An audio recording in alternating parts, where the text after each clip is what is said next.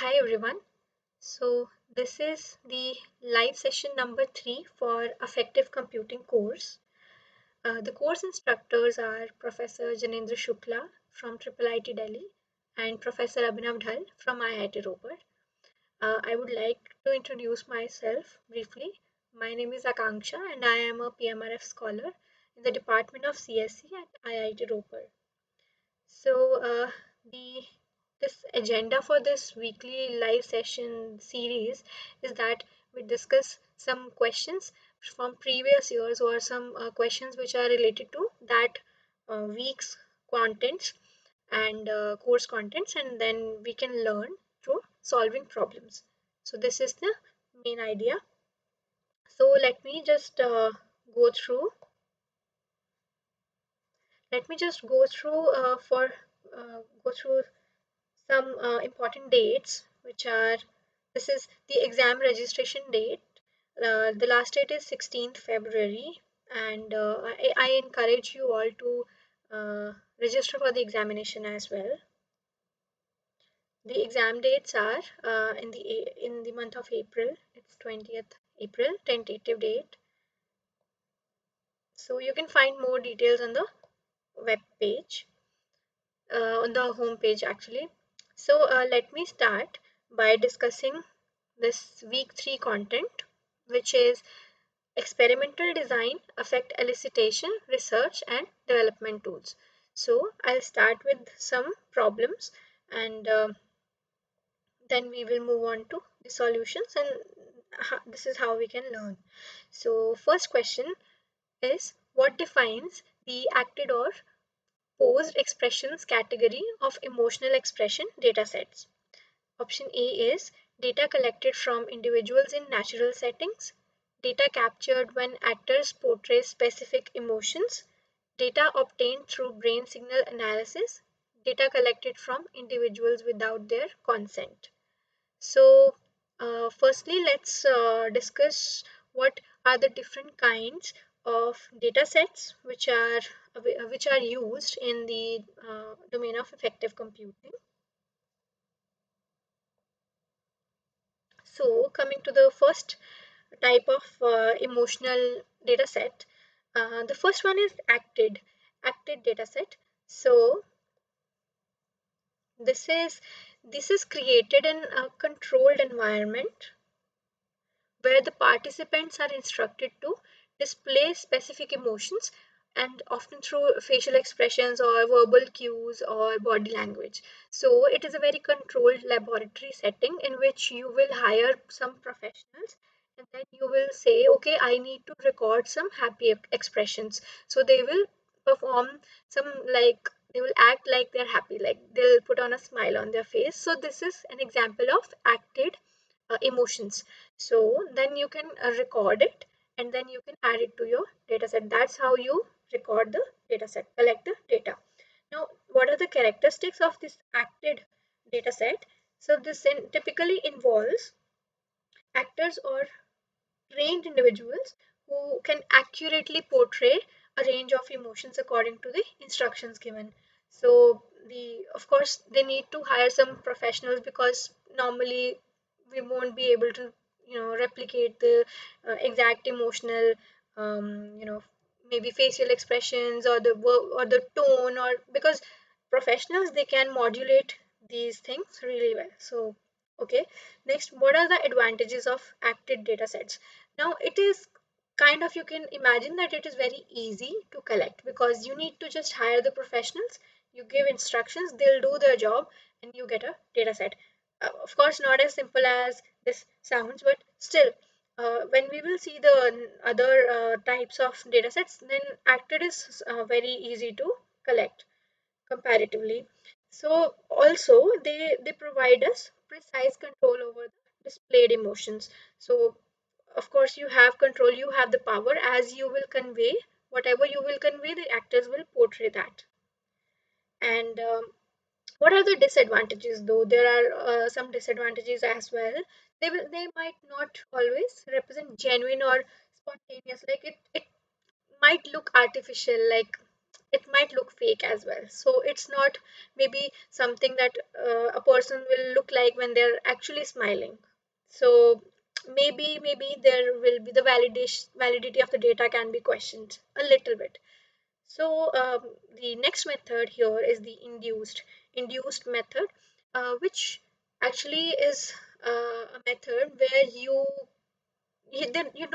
don't hire the professionals, but it's like you can collect your data at a larger scale. You can uh, the participants can be any normal participant. So how do you invoke the emotion? You just present a stimulus, or in the form of an image or a video or an audio, whatever be the stimulus.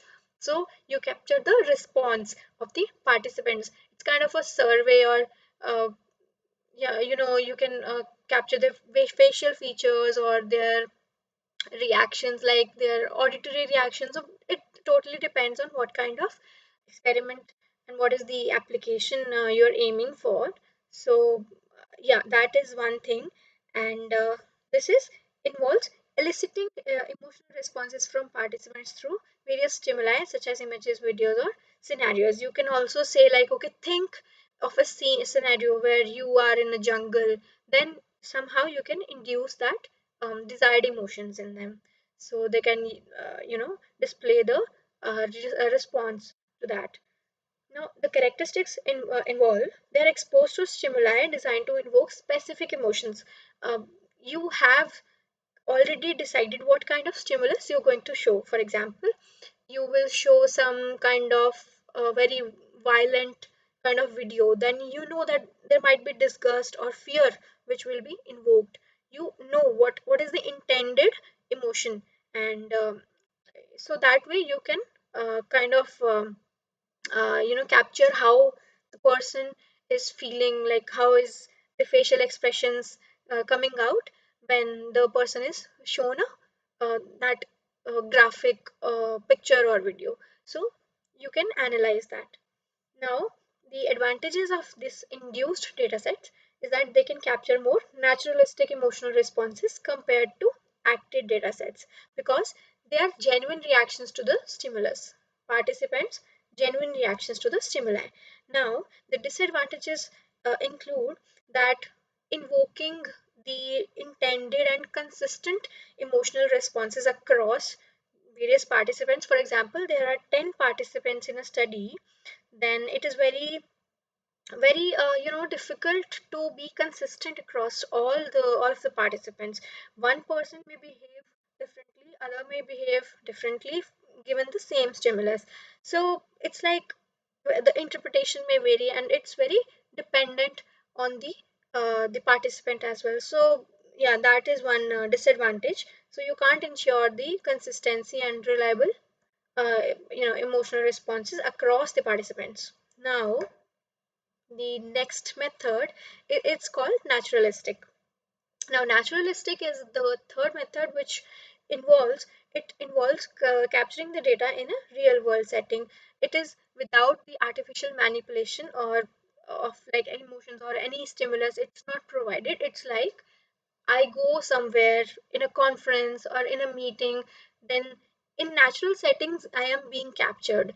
And that will be the most genuine form of the emotional reactions that we want to capture. However, there are some limitations and some disadvantages to this method. Now, firstly, we will go to the characteristics, which are emotional expressions are observed and recorded as they occur naturally in everyday life. Like it is very natural, and such as during social interactions, you're going out in a park or you're having conversation with your friends, and then you're being recorded. So or any event for that matter.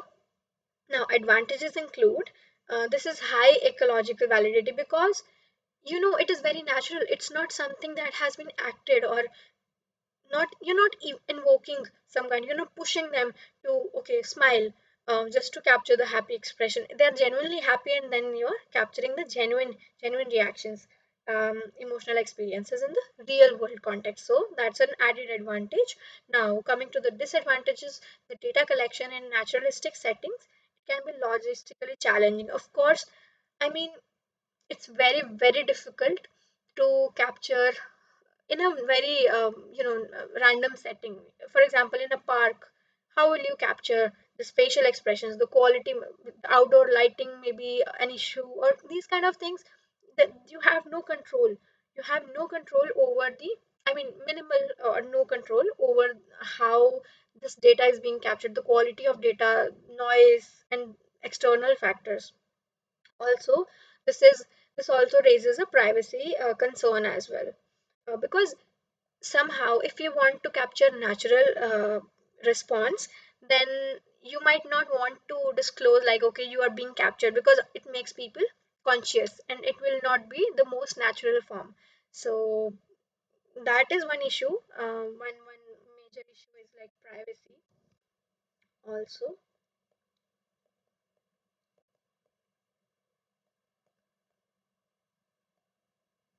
privacy is also an issue. Okay, so let's move on to the question again. What defines acted or posed expressions category of emotional expression datasets? Now we know that, coming to the first option, the data collected from individuals in natural settings. No, this is the naturalist, a naturalistic. Okay. Um, Now the second one is when actors portray specific emotions. Yes, this is correct. This is acted. Data obtained through brain signal analysis, it's not something, this is like nothing to do with the expressions and how you capture data. It's like, okay, you're just capturing ECG data or EEG data like that. So it's not something acted. Data collected from individuals without their consent. Okay, I mean, this is one just a modality. It's not a type of like data set. So coming to the option D, it's collected from individuals without their consent. You just can't, uh, you should not collect without any consent. Without consent, which is very, very important because we need to preserve the privacy. They should be aware of if a person is being recorded. That is very, very important. Coming to the second question, what characterizes the naturalistic display of emotions category? We've already discussed about this also, so let's try to answer. Now, data collected from actors mimicking emotions, data obtained through induced emotional responses, data captured in natural settings without actors portraying emotions, and the D option is data gathered solely through physiological signals. Um, no, so D option is not right. Of course, we know the answer would be option C, because this is what actually is the definition of the naturalistic setting. So this is induced, this is acted, and this is just one modality. So it's not a just the solely through physiological. You can also capture other modalities. So yeah, moving on to the next question. Arrange in increasing order of data collection difficulty. Now this is an interesting question, as we have already discussed that in naturalistic settings it is the most difficult to collect the data, because we have so many challenges. We have privacy issues, we have we have lesser control over how we how the quality of the data will be. For example, you're capturing through CCTVs, for example, but might not be the best suited use to I mean modality, or might not be the best way to capture facial expressions. So yeah, I mean, it depends on the application, but however, generally the naturalistic setting is the most difficult to capture. Now, coming between, so basically this cancels this option, because acted is not the not the most difficult one. Let me go to the next page first. Yeah. So we know that option A or C is correct, because yes, naturalistic is the most difficult. Now comparing induced and acted. Um, Induced is fine because Induced is more difficult to capture than acted one, because in the acted one you just need to hire the professionals, then you need to instruct them, that's it. They will carry out that perfect expression which you actually require, so this is easier to collect. However, if we talk about induced is difficult to collect as compared to the acted one. However, it is easier than the naturalistic setting. So how is that possible? Because you need to present the stimulus. The only problem is that uh, the emotion response, it cannot, you can't expect it will be very consistent. So there might be some outliers, or there might be some external factors that might affect your quality of the data set. So in terms of data collection difficulty, we know that the option number C would be the right option. Yeah. So acted is the easiest, induced, and naturalistic. So let's move on to the next question. What characterizes passive or perception based emotion elicitation? Now, elicitation means to invoke an emotion. Um, so, the option number one is individuals perform specific behaviors to evoke emotions. Individuals are asked to watch stimuli like images or videos to evoke emotions. Emotions are induced through physical activities. Emotions are elicited through direct interaction with others. There are two types of emotion elicitation techniques. So first one is active emotion elicitation, which is so this is active. It involves directly engaging participants in tasks or activities designed to evoke specific emotional responses, which means that since the name suggests active, you are actively participating. The participant is supposed to actively perform some activity, okay, to be a part of some activity. They're not just sitting and looking at the screen. So they need to directly engage. It can be in the form of acting out, maybe talking to somebody, having a conversation, and then you're being recorded, or like, I mean, or one method can be, I can say that, okay, remember one happy incident from your past. So that way you will, remember the story, and automatically you will start smiling because it is invoking a happy memory from your past. So you will smile and respond accordingly. So that's one method. uh, so the characteristics include, you might be asked to recall personal experiences or engage in role playing scenarios or perform specific actions. For example, you make the facial expressions or gestures, body language, so which are associated with certain emotions. Now, researchers actively manipulate the environment or stimuli to induce emotional responses, often in controlled settings. Okay, so this is very in the control setting, and you can manipulate and give instructions. Okay, do this like that. It allows researchers to elicit targeted emotional states and observe the immediate reactions. Okay, this is the advantage. Another advantage is provided opportunities for detailed examination of emotional expression and response patterns. And this is there are some disadvantages as well, because it may lack ecological validity if they don't represent real world experiences. Uh, Kind of you making them conscious to perform something, so that might not be the most genuine reaction you will get, but how it will be fine. But of course, as compared to some passive techniques where you're actually feeling that just by looking at something, that is considered more genuine. So also it requires very careful designing to ensure the ethical treatment of participants in minimize potential distress. So this is the ethical concerns are also there in the passive emotional elicitation, which we will be discussing in a while.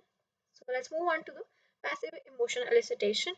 Um, this is the other method which involves exposing the participants to external stimuli or environmental conditions and observing their natural emotion. Now, natural is the highlight there. Natural. Oh, let me erase this. Okay. So this is natural emotional responses. Okay. Um, this is, of course, more genuine reaction than the active one. Um, Generally.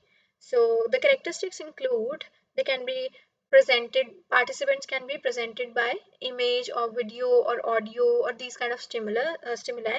They can and the in response to that stimulus, your facial expressions or your reactions, they can be you know they can be captured.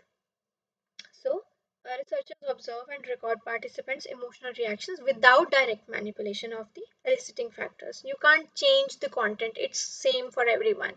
And you just design one experiment and it will run, and then you will be capturing only. The participant has no other role, just sits in front and you show them the stimulus and then you record the response. That's as simple as that, without any active involvement of the in generating the stimuli.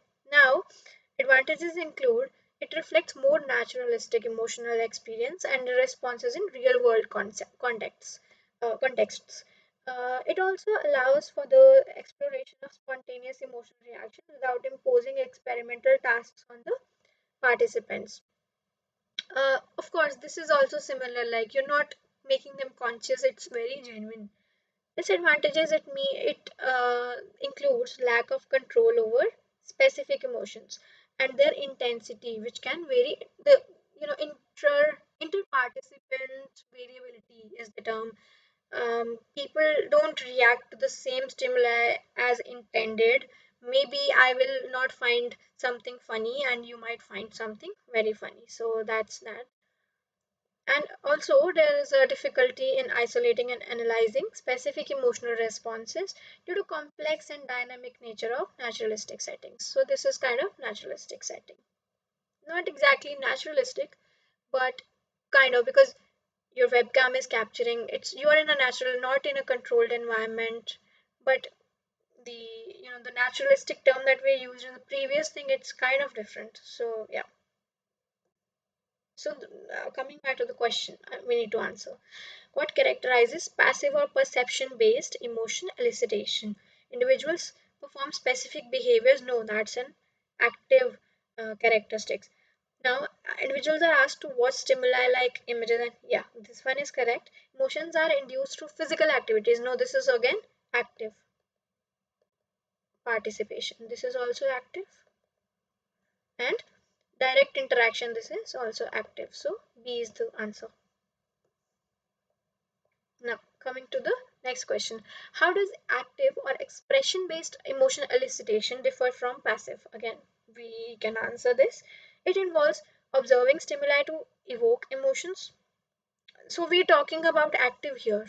If you read the question carefully, we need to check what describes active elicitation methods. So, moving back, it involves observing stimuli to evoke emotions. No, we need direct participation. It requires individuals to perform specific behaviors to evoke emotions, which is correct. It focuses on physiological signals only. Um, no, that's not something related to active or passive. It's your choice. It depends on what kind of task or application you are aiming for. So it involves random interaction with the environment. No, it's not like that. It's not random, it's kind of controlled. So to answer this question, yeah, B is the right answer. So first one is passive, second is correct, it is active. Can use other modalities also.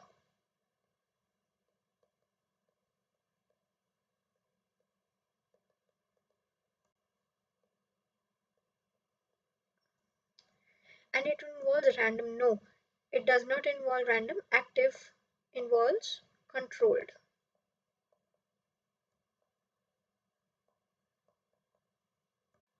Controlled interactions or stimuli.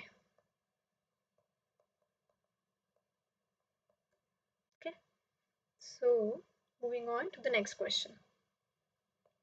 Why is it important to standardize the presentation method for images in passive emotion elicitation? What happens is example of a passive method is to show some images as stimuli. So you have some image being displayed on a computer screen in front of you. I mean, by you, I mean the participant. Okay. So when a participant is looking at an image which is intended to invoke some kind of emotion, so that's one example of passive method, and you are being recorded how you respond to that. To and But there's something called standardization. Why do we need standardization? Of course, if you want to um, figure out or analyze some kind of relationships or figure out what causes what, this can be done um, to standardize the I mean sorry this can be done using same set of images for all the participants. For example, this is one kind of standardization because we need to have some common ground to compare every person's reaction. Okay, how are people reacting to this particular image, which is for example a happy image, kid having ice cream. So this is kind of reminds you of your childhood, so it will be a happy thing to look at. Okay, so this kind of stimuli. Other can be some sad or graphic visuals which can invoke some kind of disgust or anger or any other emotion. um, so we need to standardize the pipeline. uh, but why do we need to standardize? Let's discuss that. Because the first point is consistency. We need consistency across the throughout the experiment, because for one participant, for example, you are showing some kind of only happy images, for other you are only showing sad images, so that is how they will react. That is what the emotion will be invoked. So I mean, of course we need consistency. Then it helps to maintain the integrity and reliability of the study results. Now, control stimulus delivery. By standardizing the presentation method, we can control factors such as image size or duration of exposure or sequence of the presentation. For example, you want to transition, follow a particular path has in transition, like happy images, then neutral, then sad, then angry. Like, okay, this is the that we are going to follow, and for how long the image will be displayed on your screen. If you are displaying an image just for like 1 second and it'll just flash on your screen and then go away, of course it's not going to invoke some kind of emotions, because you're not getting enough time. You can't even look at the contents properly. It's just vanishing, moving too fast.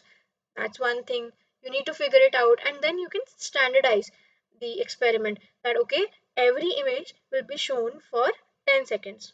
So this is a kind of protocol that we need to follow for the rest of the for the whole of the experiment. So that also makes the study more reliable, and it gives the participants enough time to uh, respond properly. And reproducibility, of course, if you standardize the experiment, if you say okay, so we use this set of images and we are displaying it for 10 seconds each, and this is the sequence, I can also uh, perform the same experiment in order to check whether it is reproducible or not. Like, can I reproduce the results? If that's possible, that's great. That actually validates our experiment findings. So yeah, reproducibility is another point. Now, comparison across study. Of course, one more point that it helps in well, very well written documentation as well. Now, comparing across studies. Yeah, you can have one set of images taken from maybe one data set, and then you want to know okay, how is this same thing, what kind of reactions it is invoking when I show them the images from a different data set. The source of the images may be different. This is one example. You might need to compare, okay, which one is better, or any sort of comparison for that matter. No. So You can use similar presentation methods because we need to nullify the effect of external factors which might impact your results. So yeah, that is one thing. Next is ethical considerations. Of course, we need to standardize because we need to take care of the privacy of the ethical concerns which are associated with any kind of experiment. You can't ignore the ethical considerations. It helps to ensure the participants are exposed to stimuli in a fair and ethical manner. So it helps to reduce the risk of unintentionally biased or misleading presentations. Okay. So yeah, this is the coming to the question, why is it important to standardize the presentation? Of course, this is the answer. It's C, to ensure participants experience emotions without any influence of external variables. First one is to make the task more challenging for participants. No, it's not correct. To make the process more interactive. No, it's not to make interactive. To provide a diverse viewing experience. No, no, not this one. So C is the correct answer. Moving on to the next question. What of the following are the disadvantages of using images as stimuli for passive emotion elicitation? Now, high intensity of emotions experienced by participants, short duration of emotional reactions, lack of personalization in emotional responses, invasiveness of the method. So, if we discuss about this, the images as a stimulus for passive emotion elicitation. Um, so what happens is that when you display an image in front of a participant, images cannot invoke strong emotions. This is the disadvantage that we observe because you're looking at an image, it's not that interactive as compared to, for example, a video, because something is going on, some event is happening that is inducing some kind of emotion. You're feeling happy that something reminds you of your childhood and very good memories come to your mind. So that's one thing. So uh, it does not, images, they are short, invoke short not, I mean, sorry, this is not short, this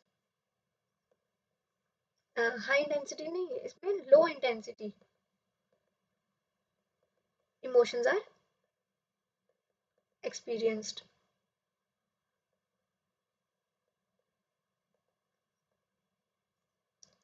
Images and stimuli.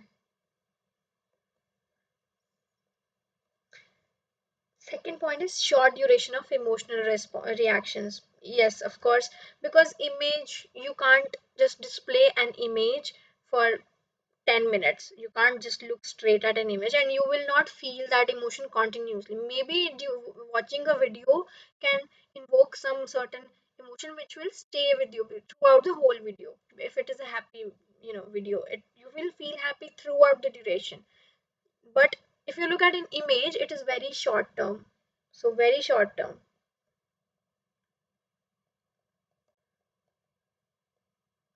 short term emotional experience,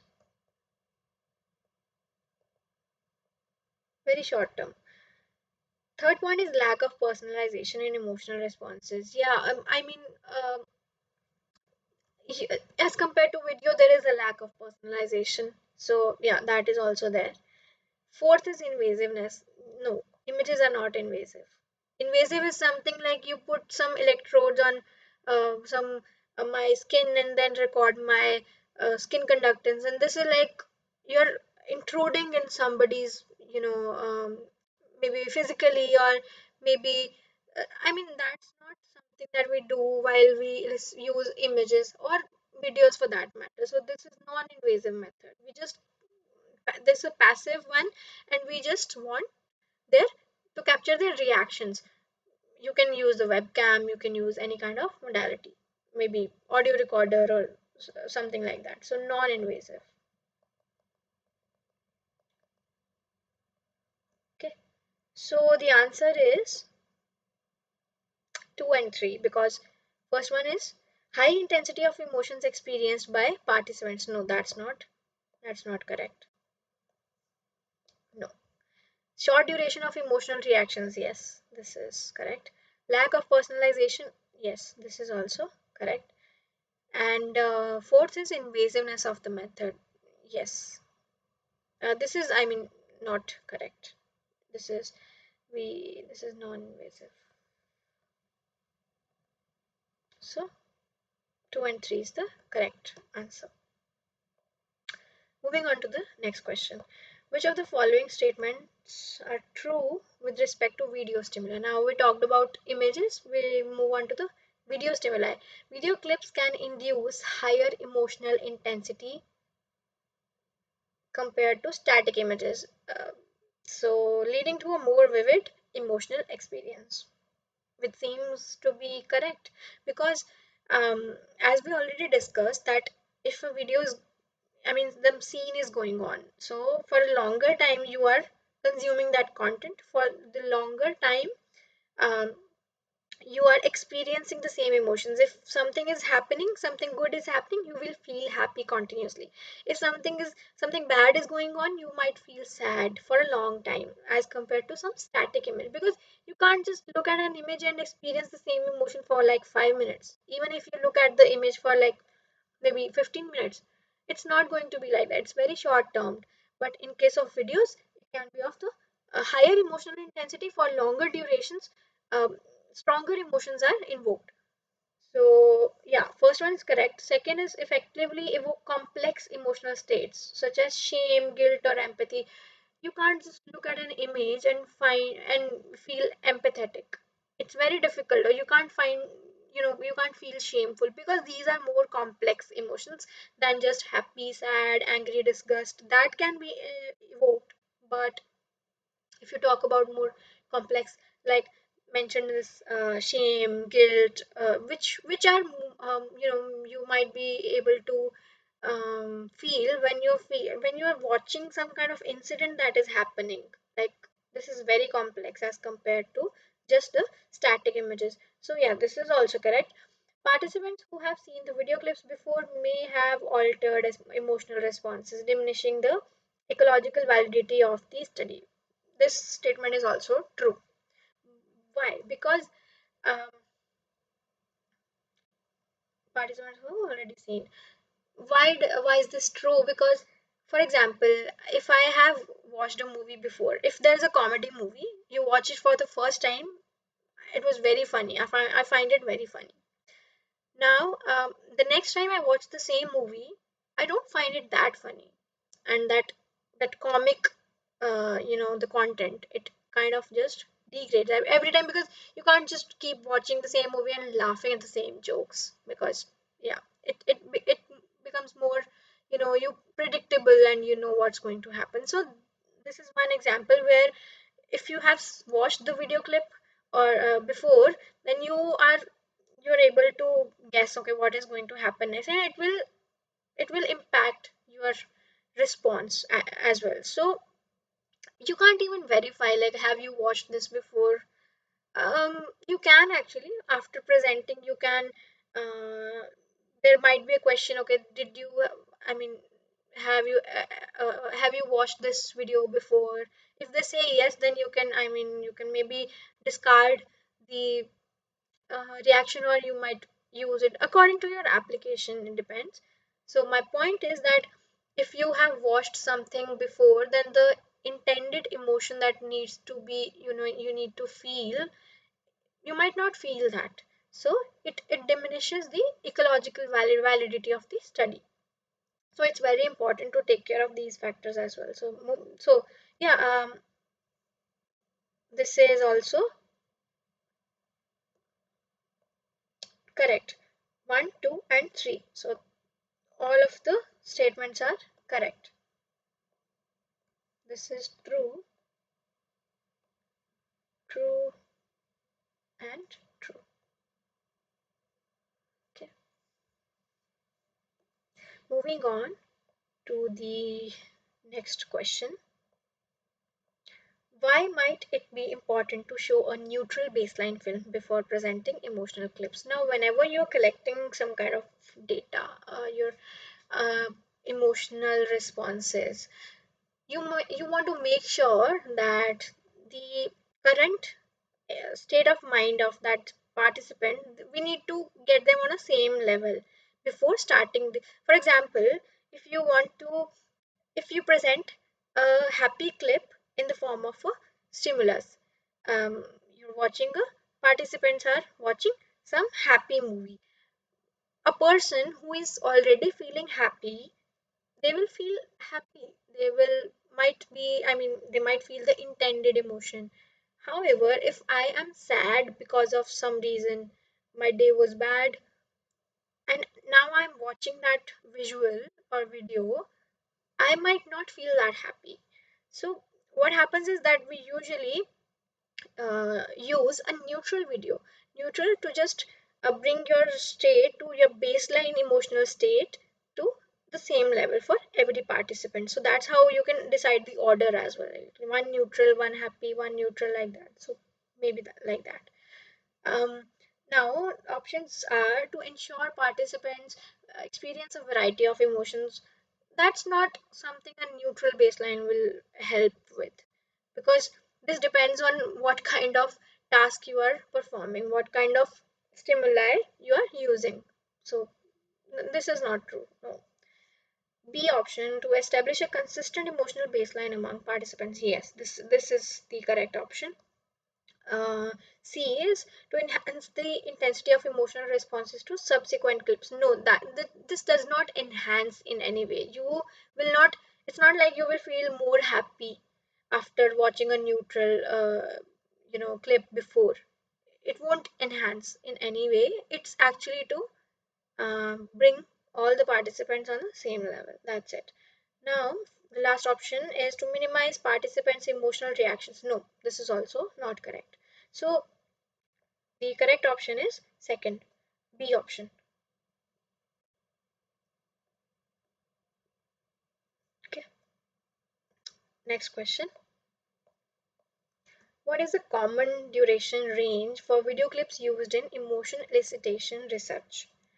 Now, as I already discussed, I mentioned briefly that if you are showing some kind of images or video clips, um, so what should be the right duration for which an image or a video should be displayed on your screen? The duration should be not too high, not too short. So long duration videos, what happens is uh,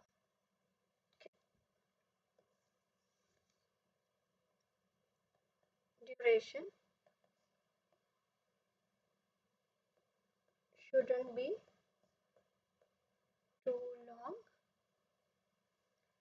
or too short.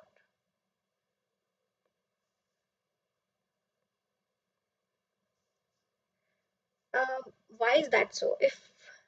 If too long, so suppose the video is like 10 minutes long. Now, problem is that is even if the overall video is a happy emotion video, but there might be some places where the emotion might not be happy. So the person experiencing the emotion, it will be a number of emotions he's going through, like he's experiencing. It won't be a single emotion. It leads to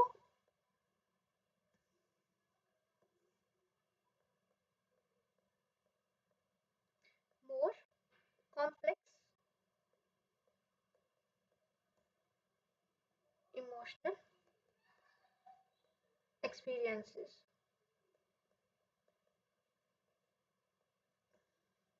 Okay, so leads to more complex emotional experiences, which might uh, but we usually want to experience a single intended emotion.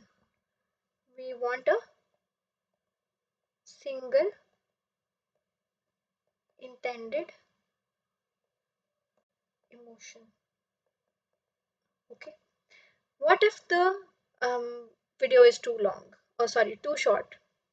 If too short, the participants will not get enough time to react actually, to experience. It will just vanish and disappear. So there will be no time for proper emotion, emotional experience. So if it's like 2 seconds or 3 seconds, 30 seconds, 30 seconds is kind of fine, but it depends also. Anyways, when what can be the ideal duration? Let's move on to the options. 5 to 10 minutes. No, it's too long, too long, because within 5 to 10 minutes you might experience a number of emotions and not just the intended one. So first is no. Then okay, let me go to the next page actually. Yep. So the answer is 1 to 2 minutes. It's usually considered very good duration, good enough. So long enough to um, retain that emotional experience,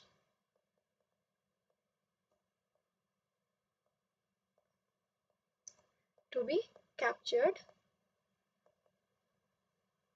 and short enough to avoid unnecessary complexity of the emotions.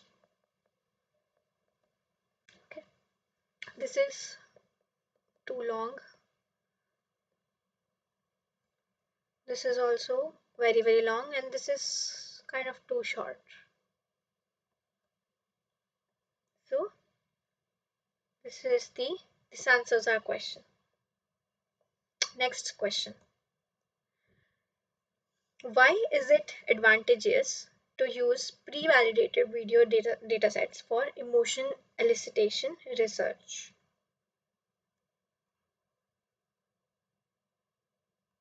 Let me check if anybody is.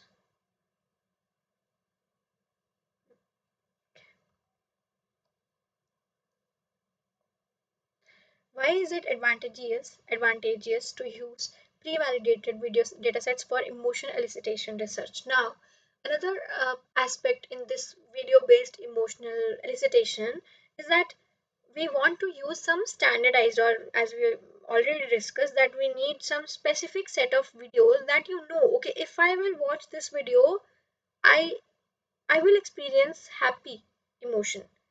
If another video the participant is watching, then most likely the emotion experienced will be fear or anger, whatever. I mean, the intended emotion, that's why you are playing that video, to capture the intended reaction. So you're expecting some kind of reaction, and you should know what kind of emotion it is experiencing, like it is invoking. So let's go through the options as well. They allow for greater flexibility in creating customized emotional experiences. They provide a standardized set of stimuli with confirmed emotional effects. They ensure a diverse range of emotional responses from participants. They reduce the need of participants to provide self assessments of their emotional experiences. No, I mean, the last point is not correct. First is they allow for greater flexibility in creating customized emotional experience. That is not related to pre-validated or not. You can customize your dataset even if you take random, um, random videos. But you want to make sure, anyways, you want to make sure that you know what kind of video is that, what emotion it is trying to evoke. So yeah, that's thing. First is not the best option here. They provide a standardized set of stimuli. Yes, this one, it provides a standardized set of stimuli with confirmed emotional effects. This is important because we know, okay, what are we expecting. So this is the right thing. They ensure a diverse range of emotional experience. No, nothing ensures a diverse range of emotional experiences because it actually depends on what kind of stimuli you're presenting. It has nothing to do with pre-validated thing. Okay.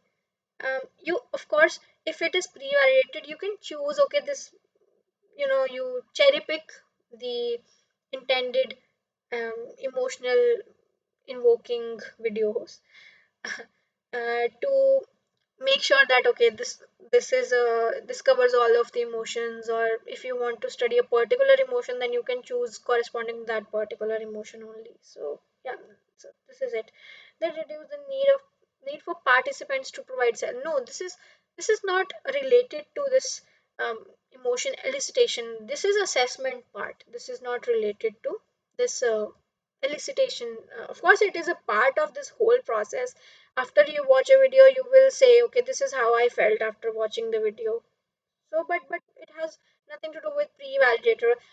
One thing you can relate is that if it is a pre-validated, and you know the video was designed in such a way that it should make you happy, and if the person is reporting that, okay, this is making me sad, then you might know there's something wrong.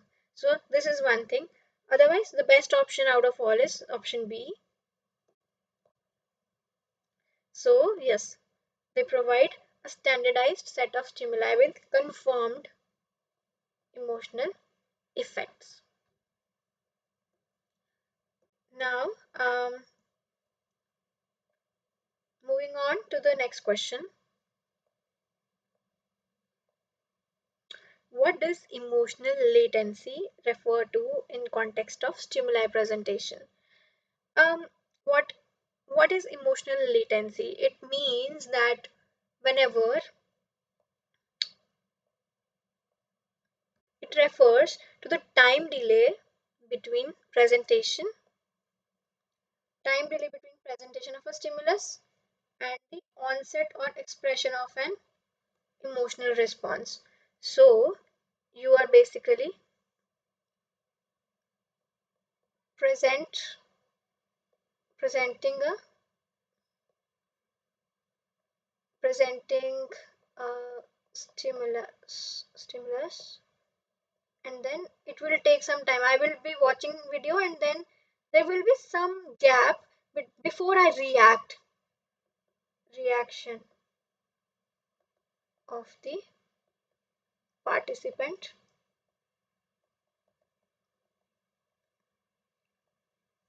So there will be, this is called, this time, it can be called as emotional latency. Now what is the significance of this emotional latency? It Why is this important? um, it helps us to understand emotional processing, how people are processing the, the stimuli and then reacting to it. It helps to understand how quickly and individuals recognize and react to emotional stimuli. It provides valuable information about cognitive, I mean, how fast your brain is responding to that stimuli. So you can get valuable information about cognitive and affective processes. So the next point is the it- differentiating emotional responses. Some emotions are invoked very quickly because they are more reflexive, in nature, and others may take some time. So that is one distinguishing factor among the emotions as well. different types of emotions may have different emotional latency. So um, it can vary depending on factors such as type of emotion, individual differences, of course, and contextual factors as well, like where is the person currently sitting, what is he thinking, other contexts, um, many factors, your background, your culture. So how appropriate you find it, it also depends on multiple factors. So analyzing the latency times, researchers can differentiate between fast acting instinctual responses. I mean the instant responses, as well like reflexive fear, as I already mentioned. Reflexive, some emotions are reflexive and slower, like uh, some emotions are slower, like calm or relaxed. So they are more, they take time to show up. Example, let me use example of slow emotion is, say, relaxed or calm. So mhm,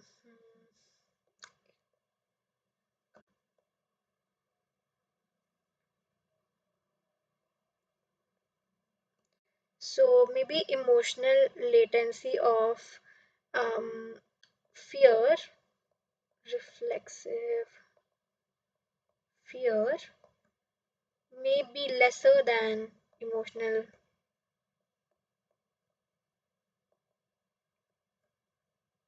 latency of some other, like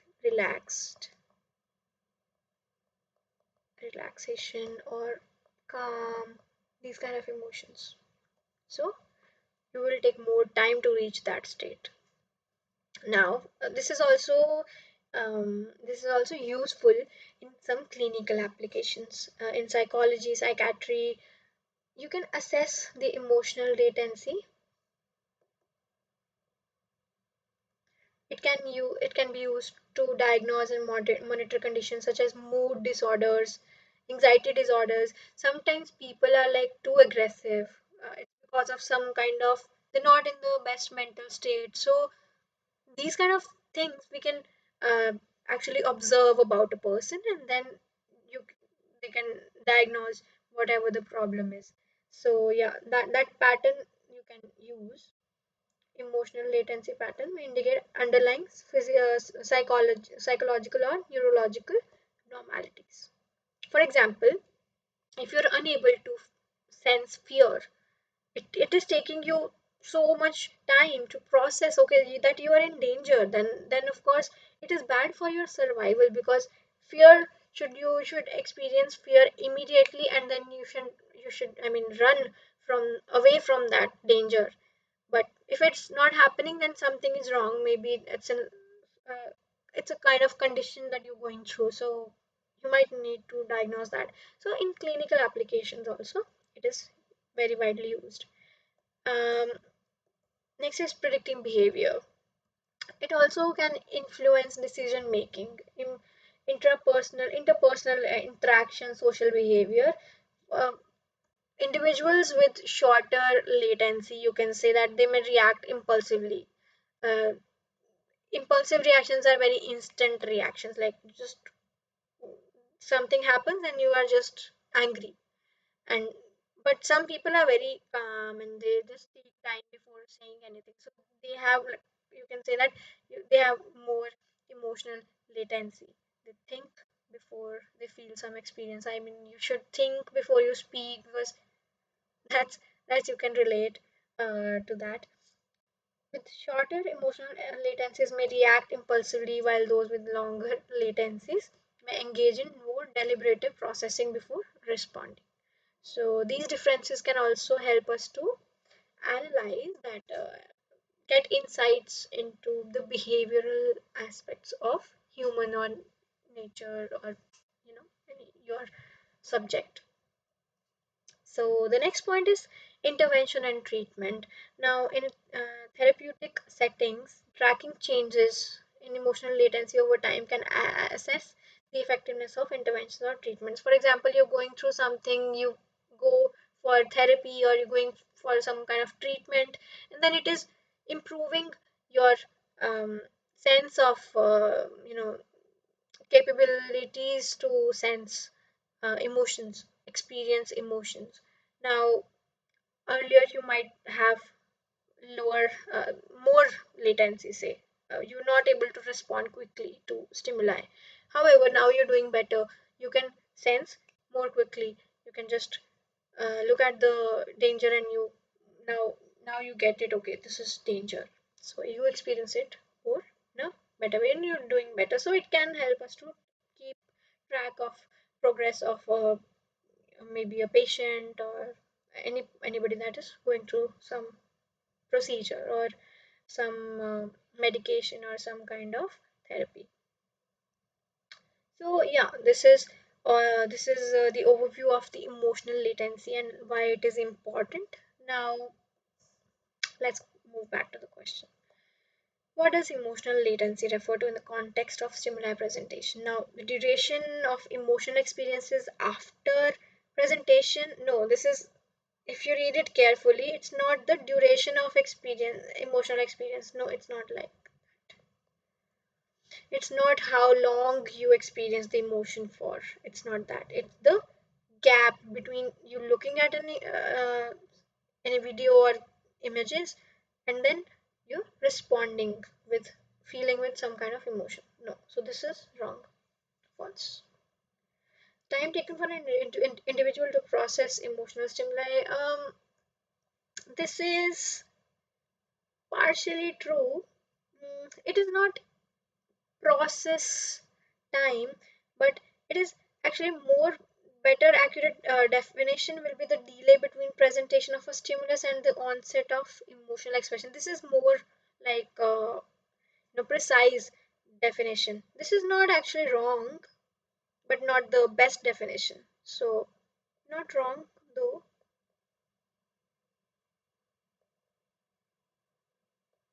but we have a better definition here. The intensity of emotions, no, this is not. So yeah, so D is the answer. Now, moving on to the next question. Which active method of emotion elicitation involves asking participants to mimic specific facial action units associated with certain emotions? Now, there are different kind of active methods. First of all, this is social interaction method. Yeah, this is active. Yes. This is recall method is also active. Directed facial action task is also active. Image based method is not, it is a passive technique. So D option is gone. Okay. Now question number 13. Let's move on to the solution. Various emotion elicitation methods. First one in the option is social interaction method. So the description says that it involves observing and studying emotions as they naturally occur during social interactions among individuals or groups. For example, you are a part of a yoga club, say yoga club, and you are sitting with them and having a conversation, or some kind of uh, you know a group of people sitting in a park, a group of people in a corporate setting, or it can be anywhere actually. Now, you know the social context where the thing is happening, the discussion is happening, or what kind of environment is suitable for your experiment. Now they can observe the conversations, interactions, or gatherings in real life settings to understand actually how emotions develop in social contexts. Now, the procedure is they observe participants in social situations such as parties, meetings, public spaces while taking notes or recording the observations. They may also conduct interviews or focus groups to gather additional insights into participants during social interaction. So after the event happened, you can also interview the participants, the people involved. Then you will get a better idea of, okay, what was happening when this happened, how were you feeling. So these kind of things you can include. Now the purpose is to capture the most authentic emotional expressions and reactions, because they are not staged, they're not acted. It's actually very natural, in a very natural setting, not making them conscious. So it's the most genuine reaction.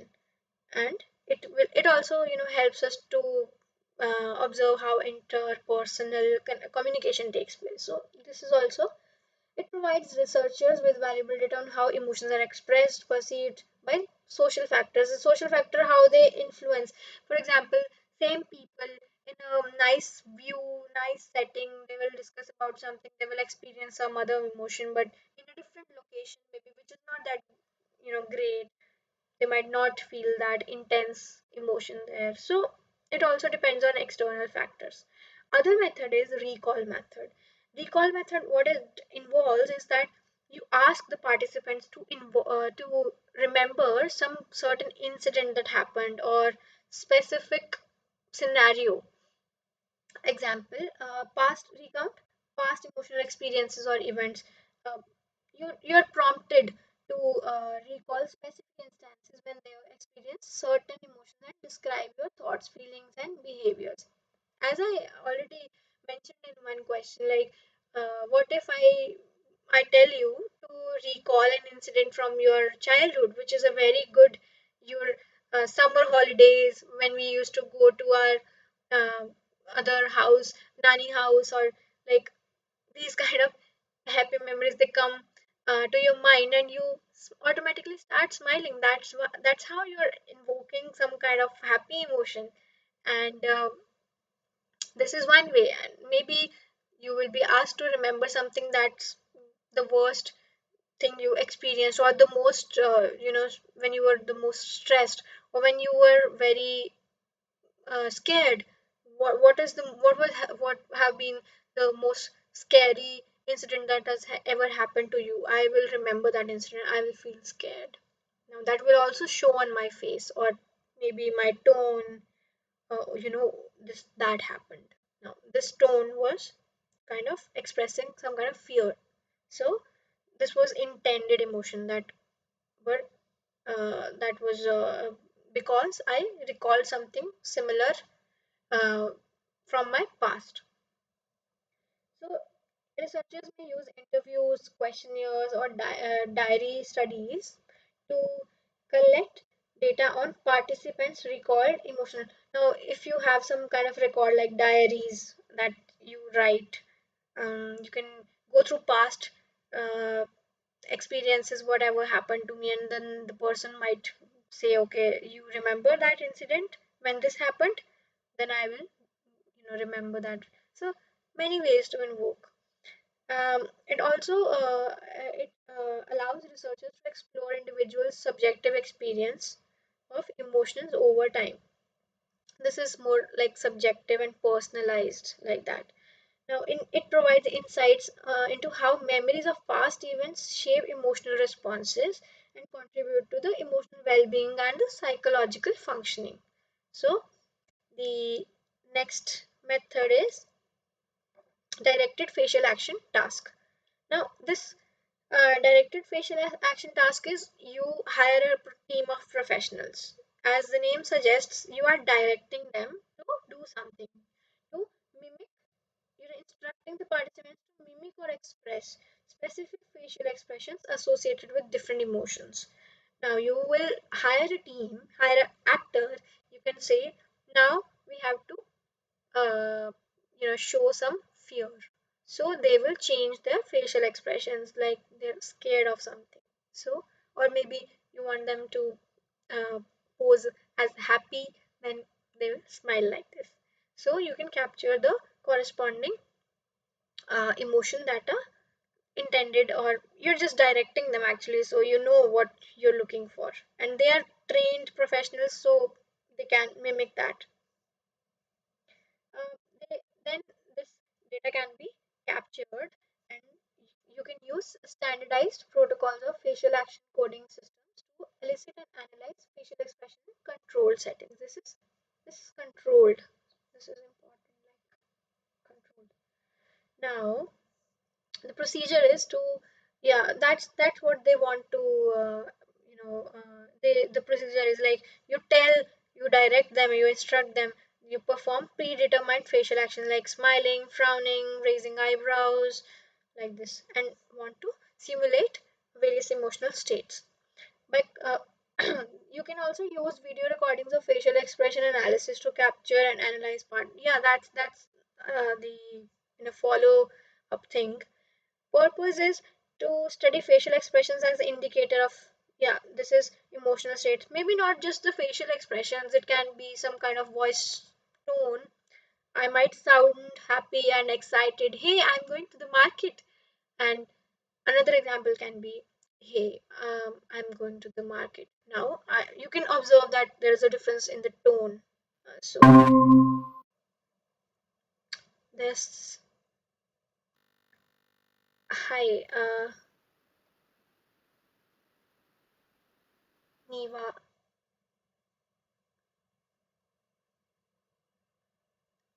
are you there? Am I audible? Yeah, yeah, it's audible. Okay. Actually, this is, I think, Sorry? actually, I mean, this is already started from 6 o'clock, I think. Yeah, so yes, this has been going on for a while now, but I still have some questions to discuss, so you can please be in the mute. Oh, yeah, okay. So, I was basically discussing the different questions which are based on the emotion elicitation and the whole week three content. So, yeah, let's progress through this. So I was discussing, let me go through this question again.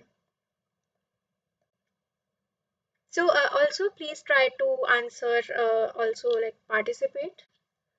So yeah, which active method of emotion elicitation involves asking participants to mimic specific facial action units associated with certain emotions?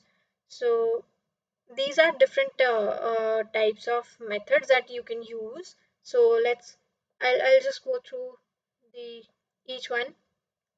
First is the social interaction method, which you will record these facial expressions or any data in a very social setting and a very natural setting.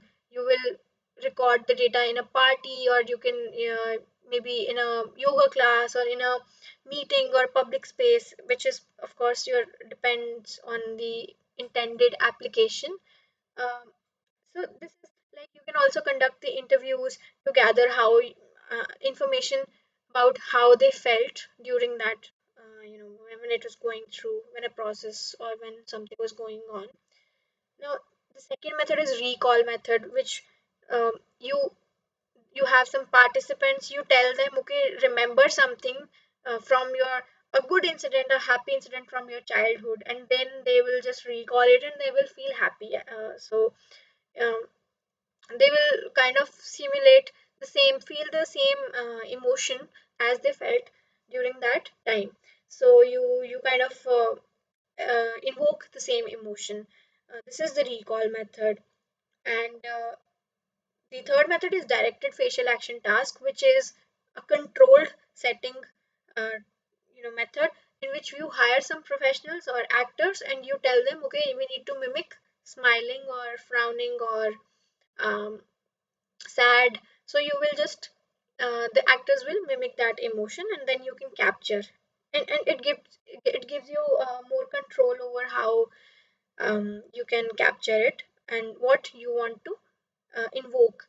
So the fourth method is image based. It is not the active method, it's just that you display some kind of some series of images, and then there is some intended emotion that you want to evoke, but there might be some variability as well. So the image based method, it involves presenting participants with visual stimuli, and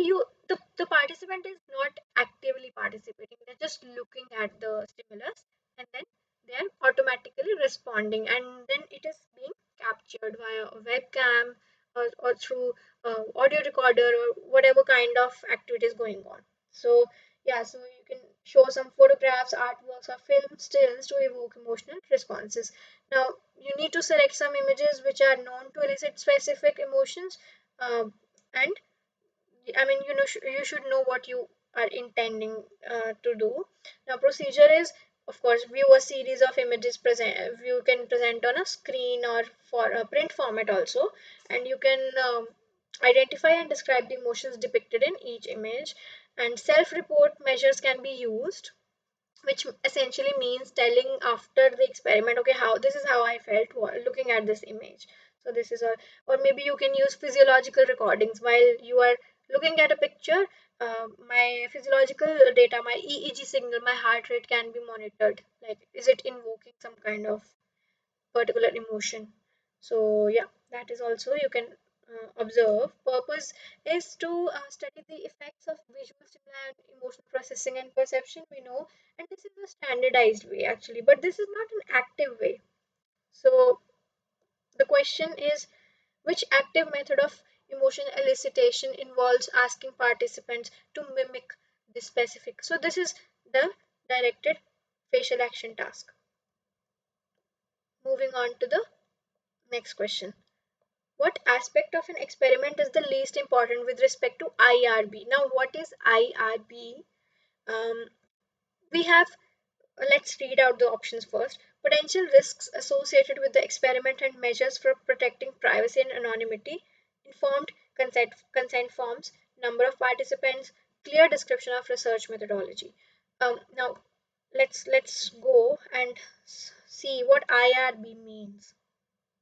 IRB refers to the Institutional Review Board, and it is an independent committee responsible for reviewing, approving, and monitoring research involving human participants to ensure their rights, safety, and well being are protected.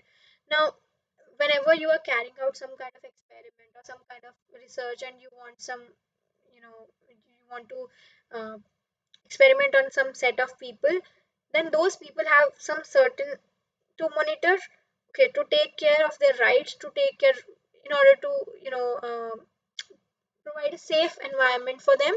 There is some institutional review board, and maybe the board's name is not IRB exactly, there might be different names, committee for something like that, but you get the essence. I mean, it's just there for the well-being and welfare of the participants which take place in a certain experiment. So what the idea behind is that to regulate. Is it similar to Institute Ethics Committee, or this is different and that is also different? No, you can say that kind of it is like on the ethical side also, like your research methodology or your experimentation should follow all the guidelines and it should not offend some anybody or it should not be biased. So all these things we need to mention. Okay, this is how I'm going to carry out my experiment. This is the timeline that I'm going to follow, and these will be the challenges. These, and you have to be clear about everything. Like you should mention what are the potential threats. For example, I am capturing your facial data.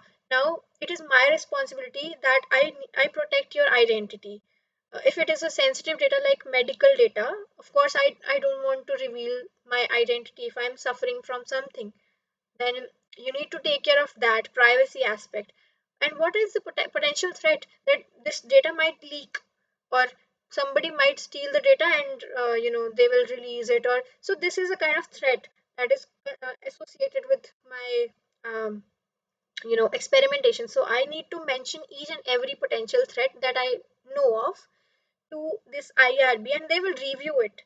They will review the whole thing, and they approve, and then you can go ahead with your research experimentations.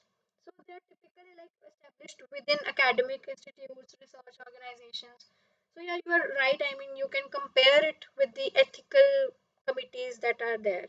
So yeah, and are typically established within academic institutions, research organizations, and healthcare. So primary role is to uphold the ethical standards in research. So the key aspects are these are the things that should be involved. There should be communicated with the IRB. Uh, there should be review and approval. I mean, this is the duty of this IRB thing. Review and approval. You need to review all the research protocol. Research protocol essentially means an overview of what are you going to do. So this is submitted by the investigators to assess their ethical and methodological soundness. Okay, your experiment should be sound, and it should not have some kind of ethical, I mean, unethical practices or so any concerns related to that. Now, informed consent should be it monitors that if you are taking the I mean you're doing some experiment with some people, you have taken their consent. It's not like they're not informed and they're being recorded. So that's very wrong, and that is unacceptable. So you need so this committee, they make sure that the informed consent is there. It evaluates the informed consent. For example, you will present some kind of Google form. Okay, this is the I mean terms and conditions, and please provide me your consent to use your data or record your face. For example, if I have given my consent, then I need to submit the reports and submit the consent forms. Then this committee will make sure that okay, now this is validated. Then you can go ahead with your experiment. Uh, Similarly, like comprehensive information about the research, including its purpose. Yeah, so they are. It also makes sure that the participant is aware of each and everything that is going to be, there, or any the data is being used for a particular thing. I tell you, okay, I'm recording this data just to make sure that okay, you're happy or sad. However, what if I sell the data? So that is not something I signed up for. So this is also you should mention each and everything. Okay, this data will be used within this research lab and it will not go outside. That's your responsibility to maintain it. So this is one uh, responsibility of the IRB. Ongoing monitoring also, you need to keep a check on the current, like if the experimentation is going on, you need to check, okay, whether it is being compliant with the rules and regulations. So ethical and regulatory requirements are they are compliant or not, and maybe it maybe including of reviewing or maybe whatever like continuing review submissions will be there. Now participant protection, of course, there are some kind of vulnerable population from a low resource or low income background, or some maybe children, or some prisoners. These are very sensitive group of people, so they can't, you know they this IRB makes sure that anything bad should not happen to this these people. um, Also, there is an ethical oversight. Of course, you have to respect the privacy, confidentiality, data management, potential conflicts of interest also. So these are the ethical considerations that this IRB monitors. So moving on to the question again, which aspect of an experiment is the least important? um, Potential risks associated with Yeah, the it's number of participants, right? sorry ma'am. Number of participants. Yeah, Mm. exactly. It's not Mhm. that important. Of course, if you're telling, okay, I'll be performing the experiment on 100 people, that's perfectly fine. What if you want to extend the number? That's not something I mean of your any concern, unless you are performing it with the same regulations and rules. This is not that important. So yeah, potential risks is important, informed consent form it's important, clear description of how the methodology is going to be, how is the sequence, how will you proceed. So that's really important. So this is C is the correct option. Moving on to the next question. A single set of facial actions can become different emotional expressions in different contexts. Is it true or false? What do you think? It's true. Any example that you can think of? I mean, when there are mixed emotions, for example, disgust and anger. Okay, that's that can be considered like your mixed emotions, like confused or complex emotions you're talking about, right? Yeah, yeah, and surprise, happily surprised, and happy. Yeah, kind of, you can say, but there's another uh, more, there's another thing with contexts, like what is the situation that the person is in. For example, yeah, that's true that a single set of facial actions, they can manifest different emotional expressions depending on the context. Depending on the context, this is very important. Now, interpretation of a facial expression may be influenced by various factors. For example, Abhi, where are you standing right now? What is the environment, and how are you responding to certain? What was the stimuli? So these also are very important things.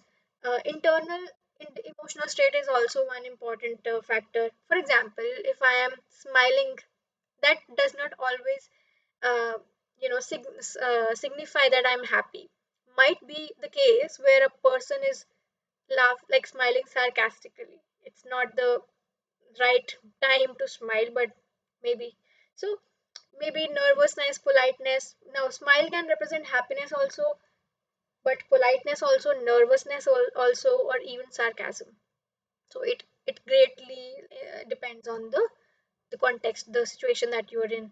Now, like brow like this can be, when I'm looking at the text, I can sometimes be like this. I'm concentrated on the screen right now. That does not mean that I'm surprised or I'm angry or I'm confused.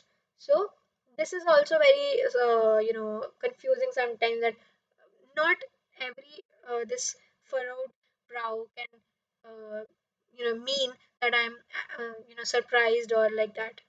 So various emotions can be represented with a single kind of facial action. It depends on the context. Now the answer this question is a single set of course, yes, we already discussed. So moving on to the next question. Which of the following can be a parameter to define the inclusion exclusion criteria of a study? Age, gender, literacy. All of the above. True, correct. Hmm. All of the above. Because it really depends on the application, right? What These are all, these will come under demographic information. Yes, Hmm. yes. So we can like, it depends on what kind of experiment you are conducting. If you want to, suppose your experiment is to differentiate between how women respond and how men respond to a given situation, then of course the age will be the inclusion or exclusion criteria in a particular group. So yeah, that's application dependent. For example, if we talk about age, it also is a factor. You can divide the population based on age. For instance, age related cognitive decline. Yes, this is an example of how old people are reacting to a certain, how is the emotional latency going on, and how young people respond to the same in the same situation. So yeah, this is like certain threshold you can set, and then you can divide the groups. Gender is also one this criteria which can help that study sample represent the intended population accurately. Example, breast cancer screening, of course we need the female participants, so yeah, you can filter out. Literacy levels can be crucial. Again, depends on the application, that maybe people who have this master's degree, they respond, how do they react in this situation. But people were having only bachelor's degree, how are they reacting to this post? Or if people are, they're not literate actually, how are they going to respond? So again, depends on the application. Much the difference is observed, like you can observe on various groups. So mixed group participants, yeah, so we it helps to eradicate bias or remove unnecessary. or irrelevant participation.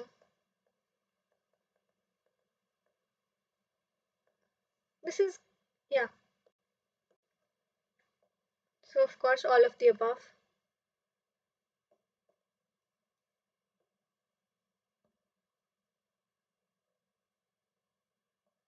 Next question. What is the main aim of the abstract in IRB application? Now, as I already discussed, that we need to give the IRB a clear indication that okay, this is how we are going to proceed. But for that, we need a formal application. We submit a formal application there. Of course, the rules might differ from every academic institution or every IRB to IRB, but there's a general thing that we actually want to include in that application that is kind of necessary to get the approval. So let's C. Inform the IRB committee of the research materials and procedures. okay. Let's see. Uh, So let's study different IRB components. The components of this institutional review board, they typically include first is study protocol or research proposal, which describes the whole idea that we are having in our mind, and then we can tell the purpose, objectives, methodology, and procedures of the research study. It gives the detailed information, in-depth information about the study design. How are we designing the study? Like there will be a screen in front, and then the distance will be there this much, and participant will have to wear some headset like that. Participant recruitment. How are you going to recruit the participants? Is it going through an advertisement, or are you going to float a form or send a mail, or are you going to spam their inbox? Like how are you actually going to recruit people? How are you going to attract people? What kind of stipends or what kind of compensations are you providing? And data collection methods. How are you collecting the data? what which modalities are you using? Are you capturing the facial features? Are you capturing physiological sensors? Of course, then you need this consent to put those electrodes on your like body. So also ethical considerations, you need to figure out everything, and this comes under the research proposal and study protocol. Now, informed consent form, of course, as I already discussed, that we need to take consent from each and every participant. You can't just capture any information, any personal information associated with any participant without informing them. And this has to be done in advance, of course. You can't just capture the data and then later on, okay, we captured it and please give us the consent. No, that's not the way. We need to get the consent in advance. So inform about the study's purpose. Also, we need to provide every participant with the exact, I mean, the research proposal thing, the whole idea, whole pipeline that they will be going through, procedures, potential risks also, benefits also, and the rights as the participants. If something goes wrong, what you can do? You can file a case. You can do this, or this is your power, or you will get this much in compensation. So this information should be included in this informed consent form. It includes information about confidentiality, volunteer, I mean participation, do you want to participate or not? Maybe there will be a checkbox, and if they actually tick in the checkbox only, then they will participate. And contact information for the researchers and the IRB. If anything is wrong, then they can contact this. Now, other thing is participant recruitment materials, advertisements. What are you projecting in the advertisement? What are you writing in the flyer? Because it also is very important. What if you advertise something in a very different manner, project your experiment in a very different manner, and on the ground you're doing something completely different and unethical. So what needs to be shared is how you attracted people with this advertisements, flyers, emails, or whatever other methods you are recruiting the participants with. So they should also accurately represent the study and provide clear information about participation criteria and procedures. Now, other data collection instruments, what are you going to, how are you going to collect the data? Are you going to take their interviews? Are you using questionnaires or forms or any kind of tools to collect the data from participants? They should be designed to gather the necessary information while minimizing potential harm or discomfort to the participants. It should not be like 1 hour long. You have to just type or something, write some long paragraph. It may be tiring, or so. This is one thing. Now, other is risk assessment. They Researchers should identify what are the potential threats which are related to my work, and this might be, if anything goes wrong, in the worst case, this might happen.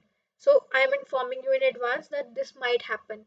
So, they need to identify and assess potential risks associated with the study, sorry, including physical, psychological, social, legal, economical risks, financial risks are there. Suppose they have they have the data of credentials or some passwords, or you're taking sensitive information from them, but of course if that data leaks, it might harm your bank account.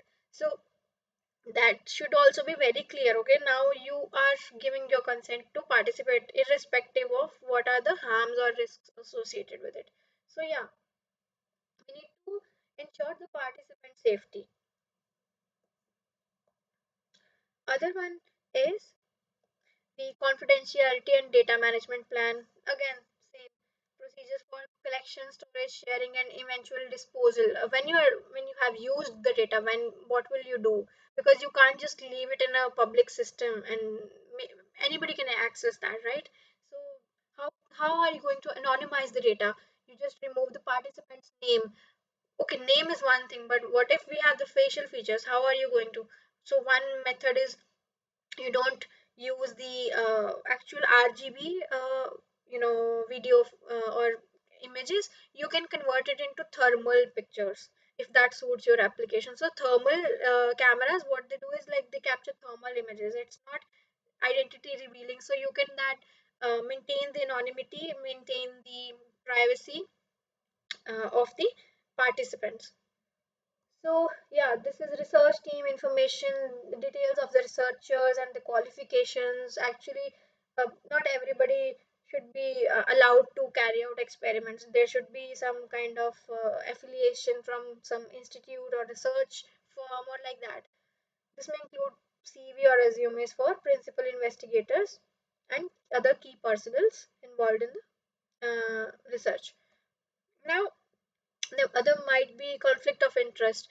There integrity should be there. Studies integrity or impartiality should be there. If you are being funded by somebody, then of course you should mention, okay, this agency is funding us. That does not mean we are biased towards it. Like, what if um, company X is funding for your research, and you say that, okay, our research shows that X company is the best. So that should not be case. Or if even if it is the case, you should mention in advance, okay, this is free from bias, although this is our sponsor. So these kind of things should also be disclosed. Review fee should be there. This is optional. Maybe in some cases may not be there. Additional supporting documents can be there. For example, regulatory bodies which are associated with this application, certificate of completion, and etc etc. So coming back to the question, yeah, so C option is correct, ma'am, right. Now moving on to the next question. What is the main function of protocol section of IRB application? We just discussed that. If you would like to answer, ma'am.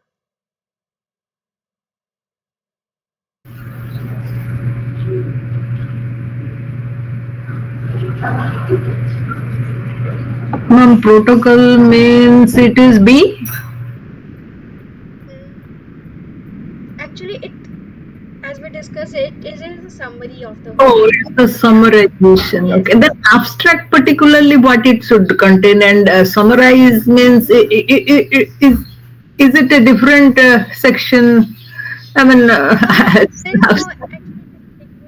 abstract is also the overview kind of thing, right? Overview, yeah. Yeah, but this protocol or research protocol, Protocol like, means exactly the procedure. I mean, yeah, I think that way. It's the procedure, step by yeah, step approach to conduct the experiment. And this informed consents and others, they should not. I mean, should it also be a part of the protocol? I do not know. yeah. Protocol actually includes everything. Like, let me go back to that. This study protocol or Oh, research then protocol. it is a proposal. It should contain everything, Yeah, right? it contains everything. Like study protocol. This is Hmm. how we're going to, uh, Right, study. right, Yeah, right. So it's summary, na? yeah. It's It's summary. a summary. Is there. Yes. So moving on to the next. So SAM mannequins is used for data collection, data labeling and annotation, continuous emotion representation, or all of the above. All of the above? No, no. Continuous emotion representation. Uh, Continuous emotion representation. mm, Or that, no, no, no. Actually, it's data labeling and annotation, right? yeah, It's yes, annotation. Hmm. yes. So let's go to the self-assessment. Can you just please upload or provide these Like, materials too? Yeah, yes, materials. Yes, yes. right. The so this material is, Downloadable. Is sorry. it downloadable? Is it downloadable? So I have shared the content from the previous sessions also with the NPTEL team. So I think you will probably get a mail or because this is available. I have shared with them. So if you're not able to access, kindly contact them. And this video lecture is being recorded, and I will upload it on YouTube. You will also get the link for the same video. Okay. Yes. Hmm. So let's discuss the self-assessment mannequins in brief. It consists of three pictorial scales. So as we know that emotions can be represented using three dimensions or three factors. One is valence, second is arousal, and third is dominance. So we discussed this in last live session that this valence, what it means is that how positive or how negative that emotion is, how pleasant or not so pleasant you are experiencing the what the emotion is. So this is the pleasantness or unpleasantness of an emotional experience. Now arousal, it means how intense or how activated you feel, the activation level of an emotional response. Some emotions are associated with more activation and some are more less activation. Okay, so it indicates the degree of physiological activation with their emotional experience. And dominance is something that you can also skip, also you can use valence arousal also, but in some cases some emotions can be better distinguished using the dominance scale. So dominance represents the sense of control or power which are associated with some emotional state. So, like, this is the valence, this is the arousal one. You can see this is a sad face here, and this is keep on smiling, and it's just this is very like happy, and this is sad. So, arousal for arousal, it's like your heart is racing, and it's too exciting, like very exciting. For example, if you're experiencing fear, your heart will, you know, um, your heart will race. So it will be a high arousal state. Third is dominance, like you feel small or you feel like you have the control. So it's like outgrowing the border rectangle. So it's very dominating, dominant, or you feel very submissive. So this is the dominance. Is it something like confidence level or what? Yeah, similar, you can say confidence. Hmm. So, example, you can represent the emotions using valence and arousal, as I said. Uh, but for some emotions, example, fear and anger, you might feel fear is low valence, right? Because it is a negative emotion. So low valence. Fear is high arousal.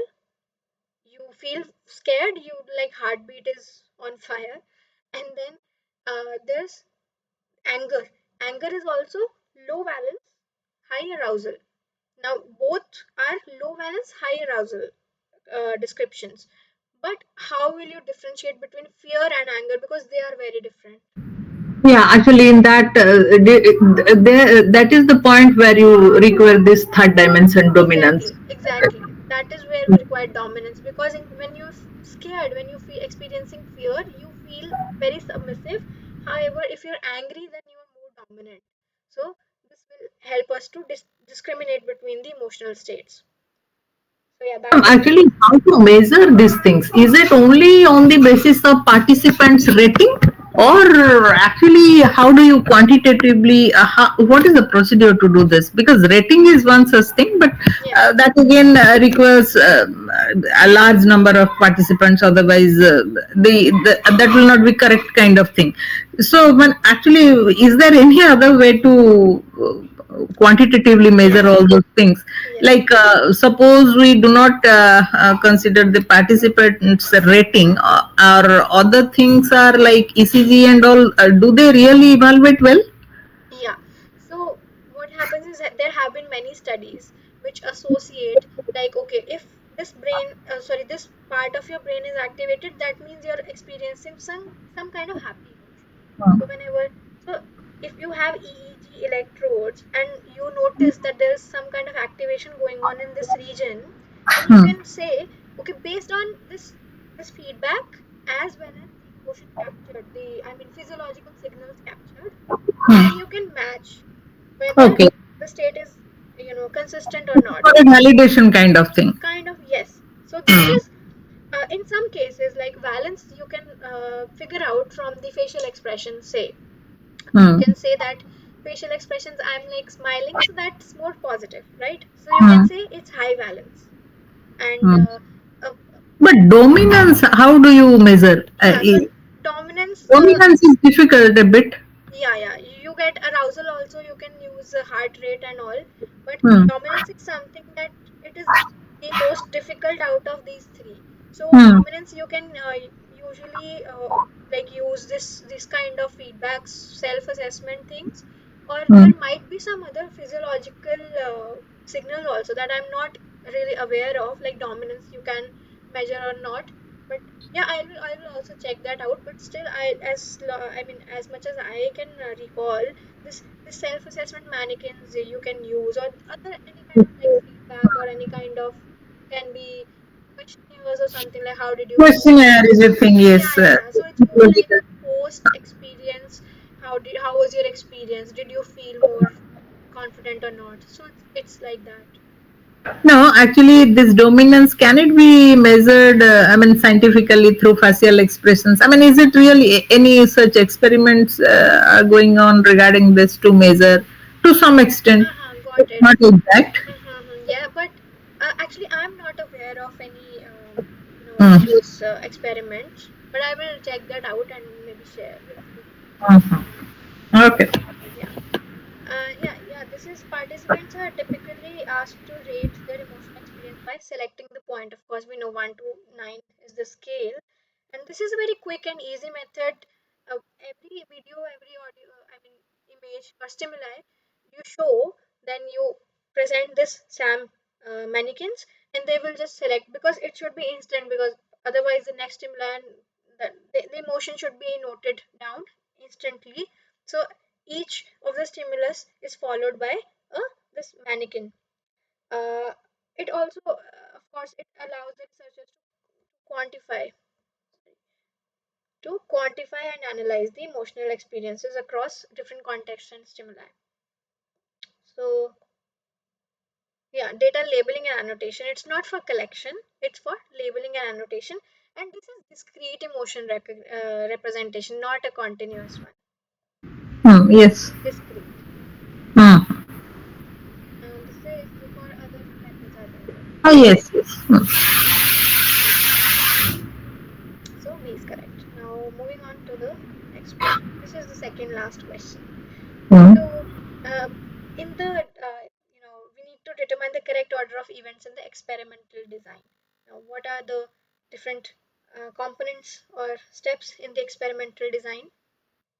This is study location, study concept, determine methods of evaluation, IRB, and conducting the study. So please read out the options.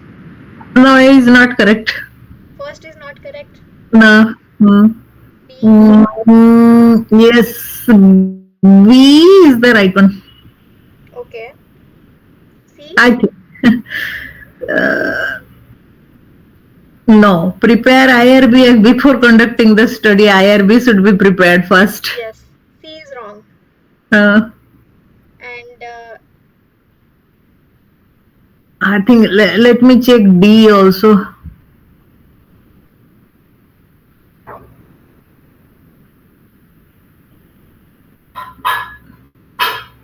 I think D is also correct.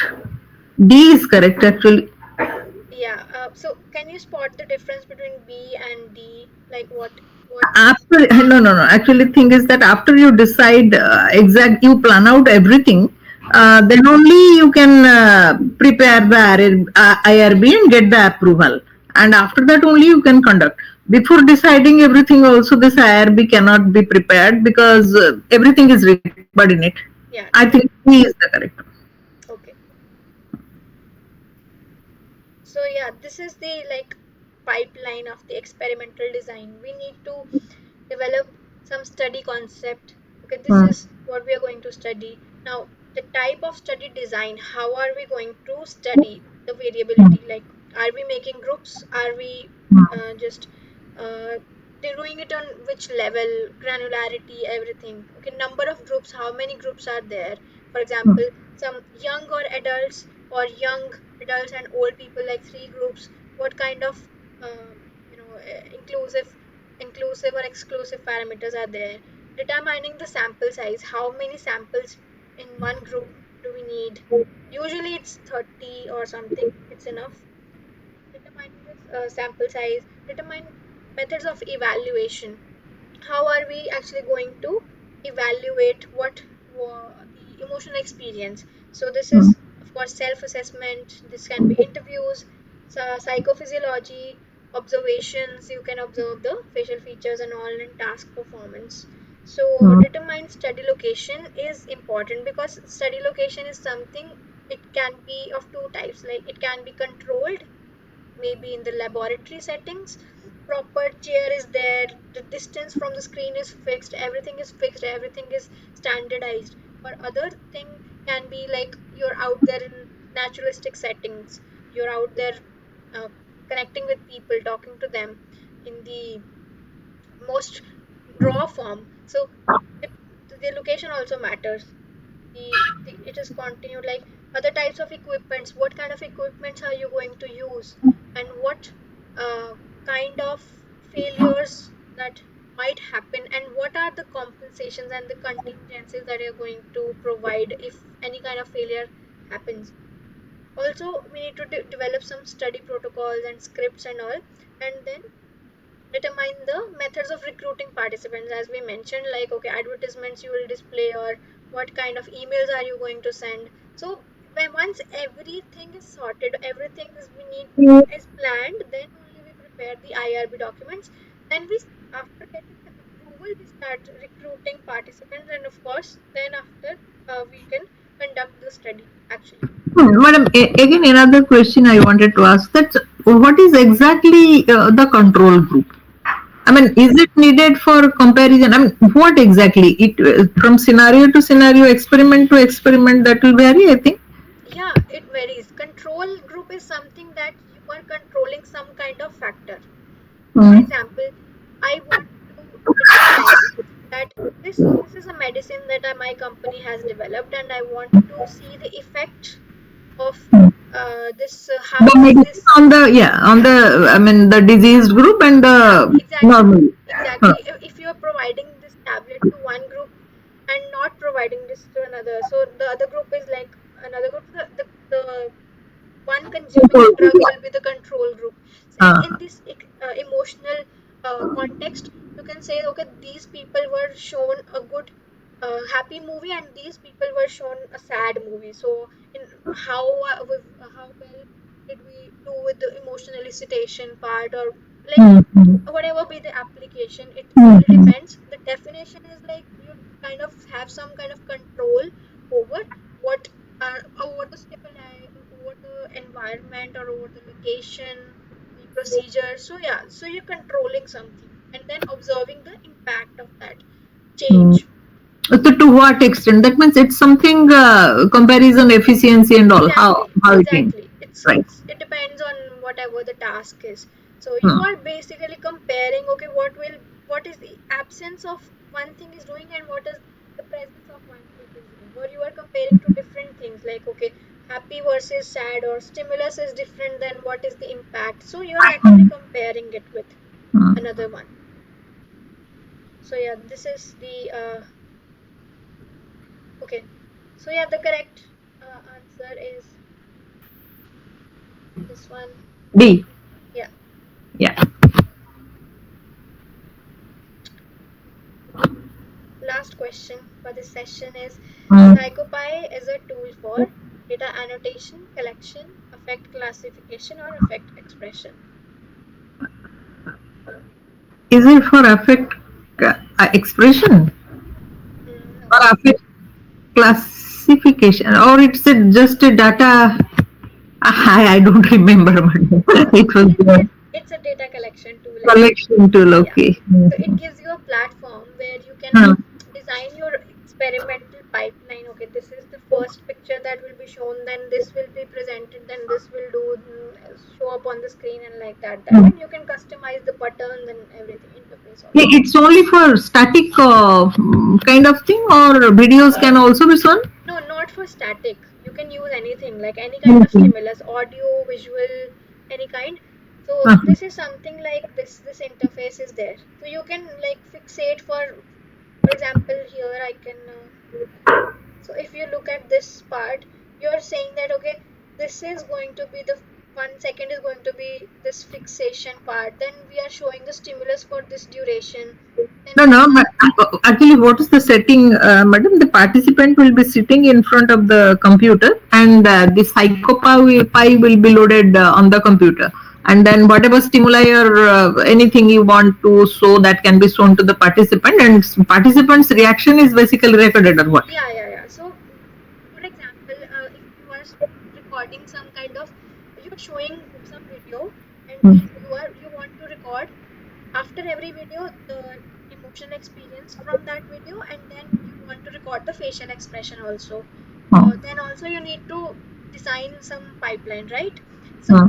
this particular screen will be for my end when I am the researcher and I'm designing the experiment. But when the participants will be there, this will not be there. This is like just for the designing part, right? Okay. So Hmm. yeah, so we are like allocating, okay, I need to show the stimulus for 5 seconds, and then the screen should be there should be Sam mannequin screen, then next should be shown for this 1 second, and Hmm. like that. So we are designing the whole pipeline, and then you can add some like sound or text box or keyboard, like if you Okay, so you are designing that, but it participants' reactions will not be recorded. no, you can It's do not a part of it. Okay. anything. Like for example, you can also say, okay, this can be integrated with other signals or other hardware also, like webcam. So Okay. Okay. Hmm. whenever this phase is going on, suppose this phase is going on, then the webcam should capture the facial After expression. this illustration. Yeah, so So, this is just to design to okay, this is a design platform. yeah, Okay. so you can use this platform to design the whole experiment, and it will Hmm. facilitate you to uh, data collection part very easily, because this is a very Yes. standardized way Yes. of Yes. yeah. Hmm. So this is a like psychopath. See, like this is trial feedback, these kind of things. You can add or customize everything. So Acha, you can put a questionnaire session also. I mean, yeah, after it, no? You questionnaire can design everything. exactly. You can do these kind of things.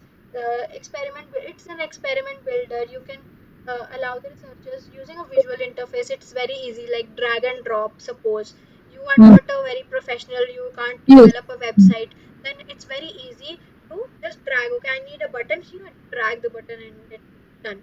So very Okay. easy. Yeah, very easy Mm. to do to experiment Mm. builder. Now stimulus presentation can be there. Of course, we Yes. need some stimulus presentation, right? Response collection. It can provide us anything like keyboard press or mouse. So, for example, Mm. object I am tracking the eye gaze, and there Mm. is something showing on the screen at this Mm. location or that location. So, similarly, my eyes will be moving there. Yes, so you can integrate it with the Yeah. camera. So yes, You show the stimulus through the psychopy, yeah, yeah. and then the gaze can be recorded. That So you can set that while this is being presented on the screen, record the eye gaze like in hmm, on the webcam also. So okay. that time my facial or my eye gaze data will also be recorded. Whenever Hmm, we're skipping to the next part like giving feedback or self assessment, then hmm, I the SAM mannequins will be there. I need to use my cursor also like mouse to click on the option so that hmm, that integration is there. So you can integrate it with hardware. It's interactive, it's not passive. So you can just hmm. do everything like stimulus presentation, response collection, programming environment is also there. Built-in Oh, script. programming environment is there. Actually, on which platform this can be used? Anything? So it's Uh, Python compatible. I think it's more like scripting. Yeah, basically Python programming it mentions. Hmm. Although I've not used it like personally, so I can't Hmm. Okay. just yeah. So, but you can write custom scripts to extend the Hmm. functionality. If you want, for example, some import some library or some make some use of some script, but you're already written code. So Hmm. you can also integrate that. So gives a Great. lot of options to integrate different modalities and all. Data Hmm. logging is there. You can store the data as also I mean accuracy rates, response times, Hmm. how quickly did I tick on the option or how much time did I take? Was I thinking about it or what was it instantaneous? So that's also something you might want to record or other relevant metrics you can record. And you can also Accuracy export. rates, accuracy rates means which accuracy rate it calculates? Yeah, one example can be, mm, for example, you're capturing the gaze. Hmm. So if there is a dot on this side of screen and are you looking at this Yes. in the Hmm. direction and you can analyze the gaze and then check okay whether I'm pointing to that point. Like this is one case I can think of. Hmm. Uh, Other examples can also be there. Okay. Hmm. You have to learn it, no? Yeah, One has yeah. to learn it. Some model or like yeah, there must be something for response time, accuracy rates, and other metrics. Yeah. Which is the site from where you can learn this? Is it easy to learn? One can do it on one's own. I don't think. I think you need to import some internal statistical software packages as this mentions. Like here, Okay. you can have English and Python. So, for example, you might import the statistics in module. Then you can use some mean or like that. If you have Okay. data in the It's logs, Windows compatible, it writes it's yeah, Windows compatible yeah, also. compatible also. Yeah, cross-platform. Hmm. So Mac OS, Linux, Yes. Windows, yeah, and also as I mentioned, like it is integratable with there is integration with the external I know devices. it's integrable. Yeah, Integrable. eye trackers hai, yeah. If you have EEG signals and physiological signals, it Hmm. can sense the data and then capture and log in the PsychoPy platform as well. So the different data collection methods and all you can use this for Hmm. this experimentation on data collection. Yes, data collection. So this is like example SAM mannequin Yes. ho gaya. Navigation is Sam. Yes. Yeah. Affect classification is like some model which is Yes. actually trained like machine learning or deep learning Okay. model, right? Hmm. We have some kind of numbers and Yes, want to classify. model that in machine learning or deep learning, classification is fine. Yeah. Affect expression, what's the difference between, madam, affect classification and affect expression? Okay, so expression, what I understand is that you want to simulate the expression. For example, there is a robot, or Hmm. there is a some kind of, you want to simulate the expression as well. Like this, a Hmm. robot can express the emotions also. Okay. Like it can Yes. give It's like synthesis kind of thing. yeah, so kind of express in that sense, what I understand. But classification is something you, Fine. I mean, there are models available for affect classification. You want to yeah, yeah, classify whether one is depressed or anxiety driven or neutral or something like that. So yes, affect classification is understood, but affect expression means something is to recreate or yeah. synthesize. Huh? Synthesize is the word. Like you can synthesize in form of a like digital avatar, for Yes, example. it is digital of Yeah, that, right? so you can maybe generate that Hmm. expression. Generate. Hmm. Yeah, so I think Yes, it's complete. this session Good. ends here. Yes, yes, So we yes. have live sessions every week, Tuesdays. And every week you have from 6 to 8 p.m. I Yes. think this one, whatever we discussed today, that is from week two's materials, I think. No, week 3. Week three. Week Yeah. three, I think, acha, the experimental design and everything. Yes, Yes, yes, yes, yes. yes. So week four is about this facial expression and then facial action Yeah, units. yeah. Three Yes. things are involved in it. Yeah, the Okay. detailed, I mean, questions we will be discussing in the next session. Yes, yes, madam. Thank you very much. You're Thank very you. welcome. Thanks for joining, actually. Yeah. Okay. Okay. See you in the next session then. Okay, ma'am. Thank you.